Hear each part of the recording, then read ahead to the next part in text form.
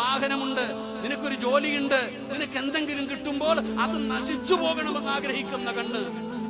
അല്ലാതെ നിനക്ക് കുറച്ച് സമ്പത്തുണ്ട്, അള്ളാഹു എനിക്കൂടെ തരണേ അല്ല എന്നല്ല. അവൻ്റെത് പോയി അവൻ എത്തിങ്ങാനയിലാകണം, അവന്റെ വീട് പോകണം, അവന്റെ വീട്ടിൽ എല്ലാം നശിക്കണം എന്ന് ആഗ്രഹിക്കുന്ന ഒരു രീതി. അതിൽ നിന്ന് രക്ഷപ്പെടാനുള്ള വഴിയെന്താ? ആ കണ്ണീരിൽ നിന്ന് രക്ഷപ്പെടാനുള്ള വഴിയെന്താ? അല്ലാഹുവിന്റെ പരിശുദ്ധമായ ഖുർആൻ ഒരു വഴി പറഞ്ഞു തരികയാണ്. നിന്റത് നശിച്ചു പോകണേ എന്ന് ആഗ്രഹിക്കുന്ന കണ്ണിൽ നിന്ന് രക്ഷപ്പെടാനുള്ള വഴിയെന്താ? ഖുൽ അഊദു ബിറബ്ബിന്നാസ്. ഖുർആൻ പറയുകയാണ്, വമിൻ ശർരി ഹാസിദിൻ ഇദാ ഹസദ്. ഈ സൂറത്താണ് പാരായണം ചെയ്യാൻ നബിതങ്ങൾ പറഞ്ഞത്.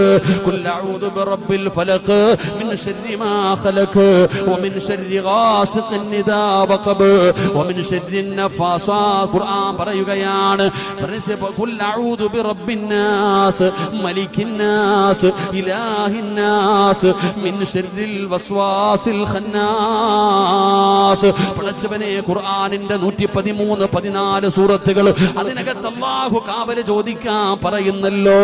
പടച്ചവനെ, കണ്ണീരിൽ നിന്ന് രക്ഷപ്പെടാൻ